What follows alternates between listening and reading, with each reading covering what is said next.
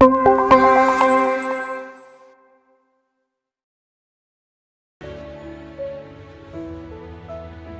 का जो है विषय, उस पर हम गौर करेंगे।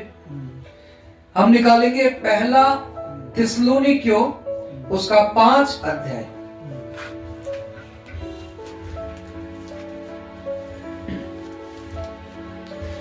पहला थिस्सलुनीकियों 5 अध्याय 16 से 22 वचन हम पढ़ेंगे।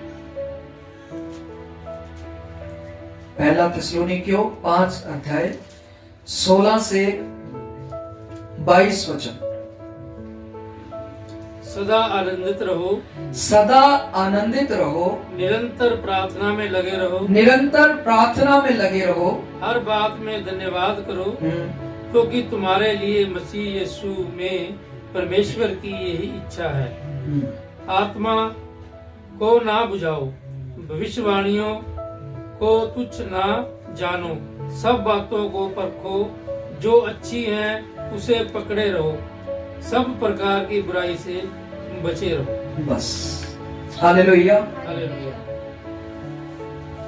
इस वचन में मैं आपको बताना चाहता हूं कि एक मसीही व्यक्ति जो है वो सदा आनंदित कैसे रह सकता है। कई बार जो है वो ऐसी परिस्थितियां हो जाती है और हम कहते हैं कि हम कैसे सदा आनंदित रह सकते हैं, कैसे हम हमेशा खुश रह सकते हैं। मसीही है तो इसका मतलब ये नहीं कि कई बार हम दुखी नहीं होंगे, परेशानियों में नहीं आएंगे। सब चीजें होती हैं, उतार चढ़ाव सब कुछ होता है, पर बाइबल हमें इस चीज को रिवील करती है, बताती है कि हम किस तरीके से खुश रह सकते हैं। इस वचन में हमने कुल 7 पॉइंट्स देखे हैं। हालेलुया। हालेलुया। कितने पॉइंट्स जी? 7 पॉइंट्स देखे हैं। मैं 7 पॉइंट्स जो है वो आपको गिनवाऊंगा, उसके बाद अगले वचन में हम चलेंगे। सबसे पहला लिखा है सदा आनंदित रहो, और यही हमसे नहीं होता। लिखा है सदा आनंदित रहो, हमेशा खुश रहो। हम कैसे रह सकते हैं? देखिए, निरंतर प्रार्थना में लगे रहो। जो व्यक्ति निरंतर प्रार्थना में रहता है उसके ज्यादा चांसेस रहते हैं कि वह खुश रहेगा, क्योंकि उसका ध्यान परमेश्वर की ओर रहेगा। दूसरा, हर बात में धन्यवाद करो, क्योंकि तुम्हारे लिए मसीह यीशु में परमेश्वर की यही इच्छा है। हर बात में आपको क्या करना है? धन्यवाद करना है, और ये जानकर करना है क्योंकि परमेश्वर की आपके लिए यही इच्छा है। और हम भी ये जानते हैं कि हमें परमेश्वर की इच्छा को पूरा करना है। तो अगर आप परमेश्वर की इच्छा को पूरा करना चाहते हैं तो क्या करना पड़ेगा? हर बात में धन्यवाद। सिर्फ धन्यवाद नहीं, हर बात में। उसके बाद लिखा है आत्मा को ना बुझाओ। हालेलुया। भविष्यवाणियों को तुच्छ ना जानो। आपके लिए, आपको जो लगता है, आपके लिए भविष्यवाणी, आपके लिए प्रचार जो अच्छा है, उसको कभी भी तुच्छ ना समझे। हालेलुया। हर प्रचार में परमेश्वर आपसे बात करता है। अगर आप उसको नम्र तरीके से ले लेंगे तो आप विश्राम में प्रवेश कर पाएंगे। आगे लिखा है सब बातों को परखो, जो अच्छी है उसे पकड़े रहो। यानी कि हमें अच्छी बातों को ले लेना है, और जो बुरी बातें हैं, जो हमें पसंद नहीं है, उनको हमें छोड़ देना है, जो गलत बातें हैं। सब प्रकार की बुराई से बचे रहो। जो भी किसी भी किस्म की बुराई है, अगर हम 5 लोगों में बैठे हैं, वहां पर निंदाएं हो रही हैं, अपने आप को वहां से अलग कीजिए। हो सकता है अगर आप वहां बैठे रहे और उन बातों का अगर मजा ले रहे हैं, तो आप पवित्र आत्मा की आवाज को सुन नहीं पाएंगे। हालेलुया। इस संसार का, इस दुनिया का शोर जो है वो बहुत बड़ा है। हालेलुया। पर मैं आपको एक चीज बताता हूं, परमेश्वर की जो आवाज जब आना शुरू होती है तो वो बड़े प्यार से और बड़े धीमे से आती है। हालेलुया। वो धीरे धीरे करके तेज होती है, और वो तेज कब होती है? जब आप उसको फॉलो करना शुरू करते हैं, जब नहीं जब आप 5 लोगों में बैठे निंदाएं कर रहे हैं। तो कोई भी किसी भी प्रकार की बुराई क्यों ना हो, हमें पता है बुराइयां किस प्रकार की होती हैं। हालेलुया। बैर रखना, चुगली, निंदाएं या कोई भी शारीरिक काम, टोना, मूर्ति पूजा, जिसके बारे में बाइबल बताती है, बहुत सारे ऐसे काम हैं। बुरा सुनना, बुरा देखना, बुरा बोलना, हालेलुया, ये सब चीजें बुराई में आती हैं। किसी को धोखा देना, झूठ बोलना, चीजों को छुपाना, हालेलुया, ये सब बुराई में आते हैं। तो लिखा है सब प्रकार की बुराई से बचे रहो अगर आपको खुश रहना है। ये 7 पॉइंट्स जो है, मैं समझता हूं आपके लिए वैसे तो काफी है, पर आगे हम देखते हैं बाइबल हमें और क्या बताती है। एक मसीही व्यक्ति को किस प्रकार खुश रहना आसान हो सकता है कि वो सदा आनंद में रह सके। इफिसियों की पत्री खोलेंगे, इफिसियों 5 अध्याय, इफिसियों की पत्री 5 अध्याय 17 वचन से हम पढ़ेंगे, 17 से 20 वचन।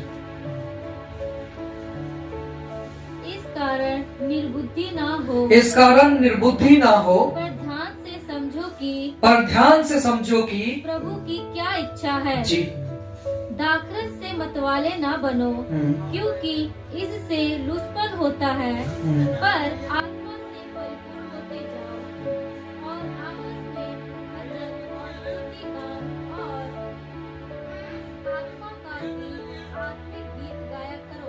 बस यहां पर लिखा है आत्मा से परिपूर्ण होते जाओ। हालेलुया। क्या लिखा है जी? आत्मा से परिपूर्ण होते जाओ, भरते जाओ। पहले में हमने क्या पढ़ा? आत्मा को ना बुझाओ। तो हमें उसको बुझाना नहीं है, हमें उसे दुखी नहीं करना है अगर आप खुश रहना चाहते हैं, परंतु आपको प्रतिदिन आत्मा से परिपूर्ण होते जाना है। हालेलुया। मत्ती 5 अध्याय खोलेंगे जी। मत्ती की इंजील 5 अध्याय 11 और 12 वचन पढ़े।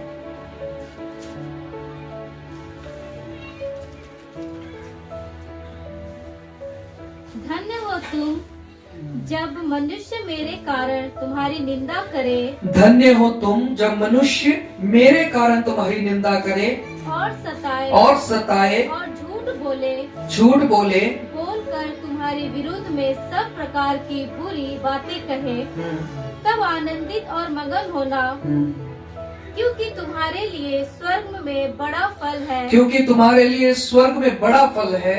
इसीलिए कि उन्हें उन भविष्यवक्ताओं को जो तुमसे पहले थे इसी रीति से सताया था। जो पहले तुमसे भविष्यवक्ता थे, जो नबी थे, उनको लोगों ने इसी प्रकार सताया था। उनके विषय में झूठ बोला, उनको जानबूझकर पीड़ाएं दी। हालेलुया। उनको दुख पहुंचाया। समझ पा रहे? तो वचन क्या कह रहा है? जब आपका विरोध हो, वहां पर विरोध के बदले विरोध ना करो। हालेलुया। यीशु मसीह ने गाली के बदले क्या नहीं दिया? थप्पड़ के बदले थप्पड़ नहीं मारा। यही चीज जो है उन्होंने प्रचार भी किया। हालेलुया। धन्य हो तुम जब लोग तुम्हारे विषय में झूठी बातें बोले, तुम्हारा विरोध करें, तुम्हें सताए। खुश और आनंदित होना, क्योंकि स्वर्ग में तुम्हारे लिए बड़ा प्रतिफल है। हालेलुया। जब तुम्हारा विरोध हो तो विरोध के बदले कभी भी विरोध ना करो अगर आप खुश रहना चाहते हैं तो। यूहन्ना की इंजील निकालेंगे जी। यूहन्ना 15 अध्याय।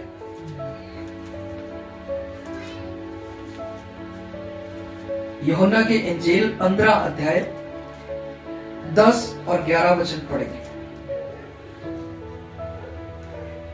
यदि तुम मेरी आज्ञाओं को मानोगे जी, तो मेरे प्रेम में बने रहोगे, जैसा कि मैंने अपने पिता की आज्ञाओं को माना है और उसके प्रेम में बना रहता हूँ। मैंने ये बातें तुमसे इसलिए कही हैं कि मेरा आनंद तुम में बना रहे और तुम्हारा आनंद पूरा हो जाए।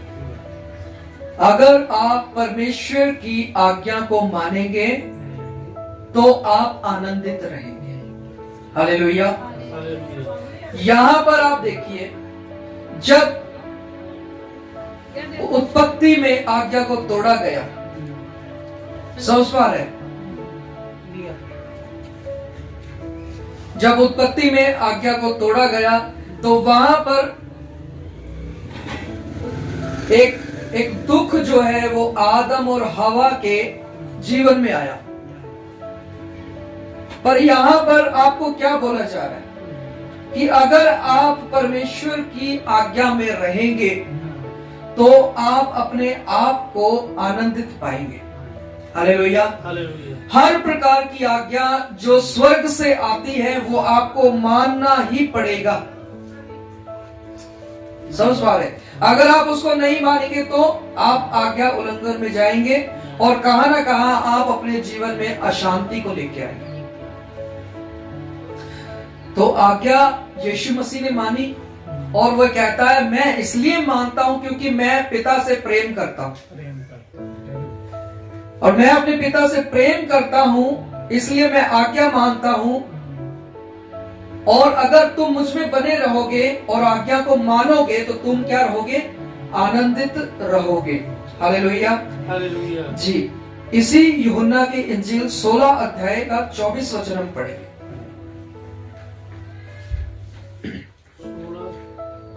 16 अध्याय और उसका 24 वचन।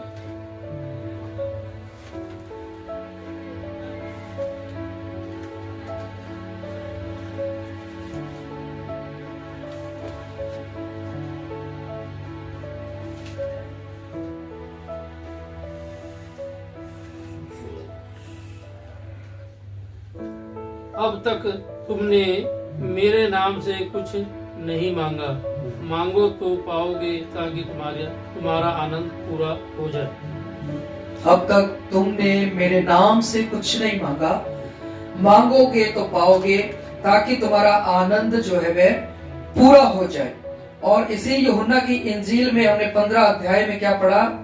हमने पढ़ा कि यीशु मसीह कहता है मैं पिता की आज्ञा में रहा, तुम अगर मुझ में रहोगे, मेरी आज्ञा में रहोगे तो तुम्हारा आनंद क्या होगा? पूरा हो जाएगा। तो हमें क्या मांगना है?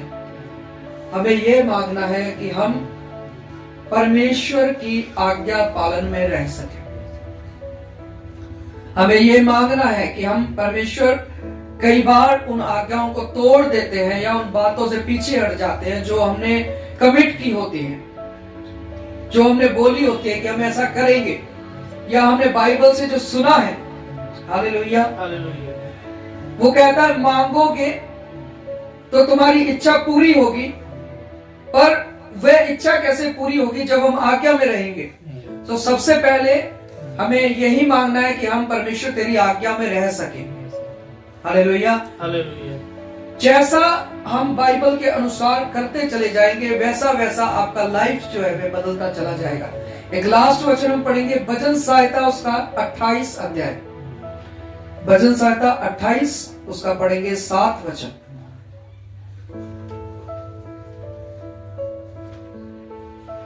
भजन संहिता 28 अध्याय उसका 7 वचन।